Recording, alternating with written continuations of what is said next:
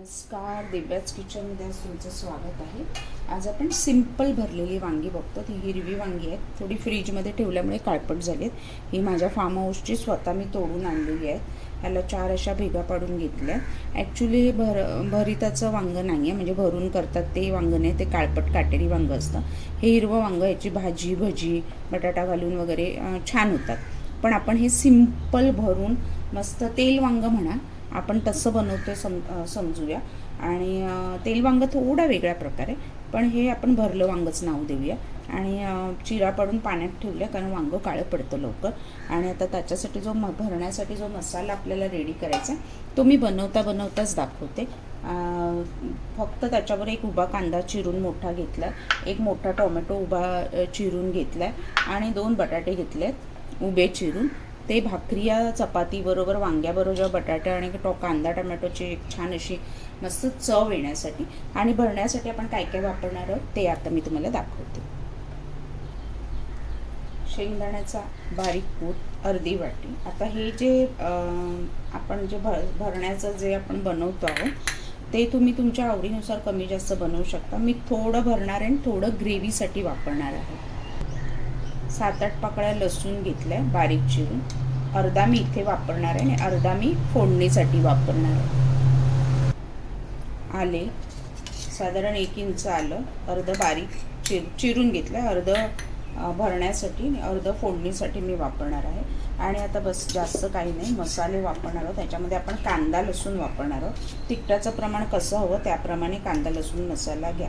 मी साधारण 2 चमचे कांदा लसूण, कारण वांग्याचं बरीच तिखट असेल तरच छान लागतं. 1 चमचा मालवणी मसाला,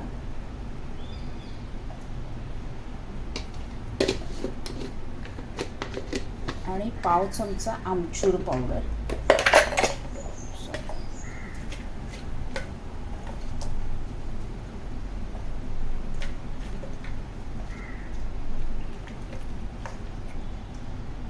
आमचूर पावडर नंतर वरून पण घालू शकता, कारण आमचूर पावडर आधीच जास्त घातली ना तर वांगं शिजायला थोडंसं त्रास होऊ शकतो.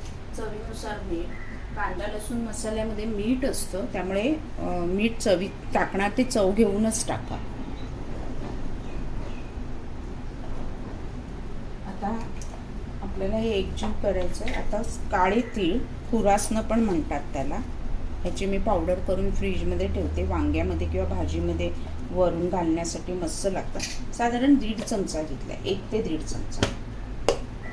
काळे तीळ म्हणतात किंवा खुरासनं म्हणजे सूर्यफुलाच्या बीला ॲक्च्युली खुरासनं म्हणतात, पण आपल्याकडे त्याला काळे तीळ असं संबोधतात. आपण काळ्या तिळाची चटणी बनवतो ना, तिळकूट बनवतो ते तीळ. आता ह्याला आपण साधारण तेल घालून एकजीव करून घ्यायचं आहे, पाणी नाही घालायचं आहे. जेवढं मिक्स होईल एवढं तेल घाला. स्टफिंग आपल्याला भरता आलं पाहिजे, सुकं नाही झालं पाहिजे. तर आपण त्याला शिजवताना थोडं पाणी घालणार आहोत. खूप तेल होतं ना. तेल वांगंसुद्धा आपण एक कोल्हापूर साईडचा जो प्रकार आहे तो बघू. रेडी झालं आहे. आता थोडं करून आपण अर्धा मी ह्याच्यात घेणार आहे ग्रेव्हीसाठी, अर्धा आपण भरणार आहोत. खूप नाही, थोडं अशी सगळी मी भरून घेते. आणि भरेपर्यंत पॅन एकीकडे गरम करत ठेवला आहे. त्याच्यामध्ये आपल्याला कांदा टोमॅटो बटाटा छान असा परतून पहिला घ्यायचा आहे, त्यामुळे ते परतायला टाकते आणि मग बाकीचे भरून घेते. एक 4 ते 5 चमचे ऑइल. ह्याला ऑइल जास्त लागतं, कारण वांगं पाण्यामध्ये शिजवलं ना पचपचीत होतं. तेलात असेल तर त्याला चव जास्त चांगली येते. तुम्हाला कमी वापरायचं असेल तर कमी वापरलं तरी चालेल. राई छोटा 1 चमचा,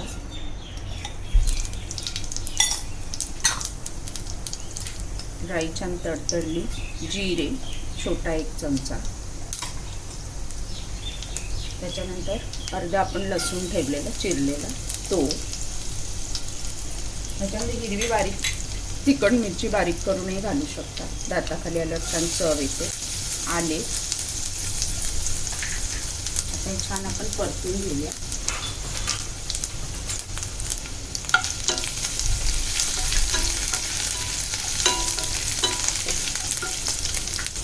कांदा,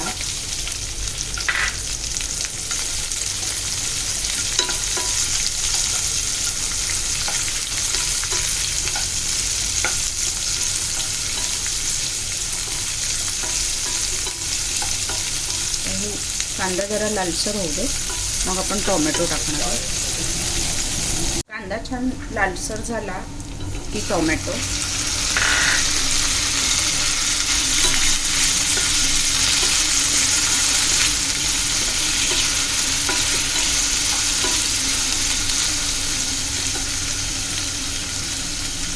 त्याच्यामध्ये आपला जो उरलेला जो अर्धा मसाला आहे तो,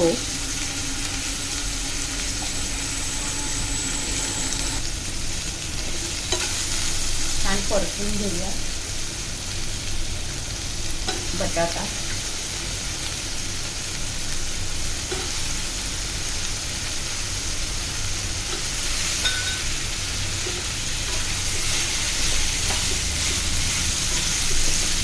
त्याला बारीक गॅसवर झाकण लावून शिजवून घ्यायचं आहे.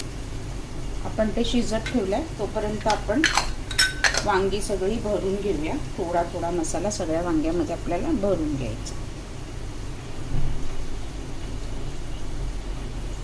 आणि बारीक गॅसवर ते 7-8 मिनिटं आपल्याला शिजवून घ्यायचं आहे, बटाटा शिजेपर्यंत. वाफेवर आपण बटाटा शिजवून घेतला. ताटावर थोडं पाणी ठेवलं होतं बटाटा शिजवण्यासाठी, नाही तर ड्राय होणार ना, आपण पाणी वापरलं नाही. बस आता बटाटा शिजला आहे का बघूया. हो, बऱ्यापैकी शिजला आहे. वांग्याबरोबर तो अजून शिजला. त्याच्यामध्ये आपल्याला आपली भरलेली वांगी ठेवायची, घुसवायची आहे.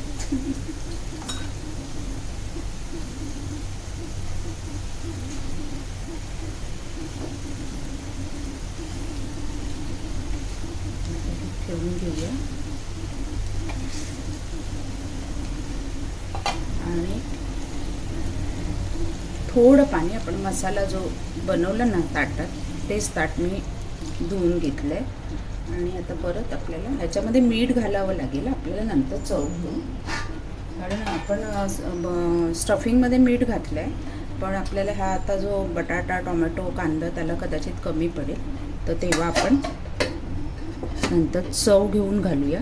आतला मसाला आणि हे छान असं शिजू दे. ते पाणी ठेवून 10 मिनटं बारीक गॅसवरती सोडून देऊया सरळ. काही हलवायची गरज नाही. वांग जेवढं हलवाल तेवढं ते कुस्करून जाईल. 10 मिनटं झाली तर आपण उघडून बघूया. मस्त वांगी आपली शिजलेत, रंग बदलले. थोडंसं पलटून घेऊया आणि परत 5 मिनटं झाकण ठेवूया, म्हणजे दोन्ही बाजूने छान शिजतील. आणि आता थोडं मीठ वरनं मी स्प्रिंकल करते आहे, थोडं कमी आहे मीठ. आणि परत 5-1 मिनटं झाकण ठेवून छान अशी शिजवून घ्यायची चवीपुरतं.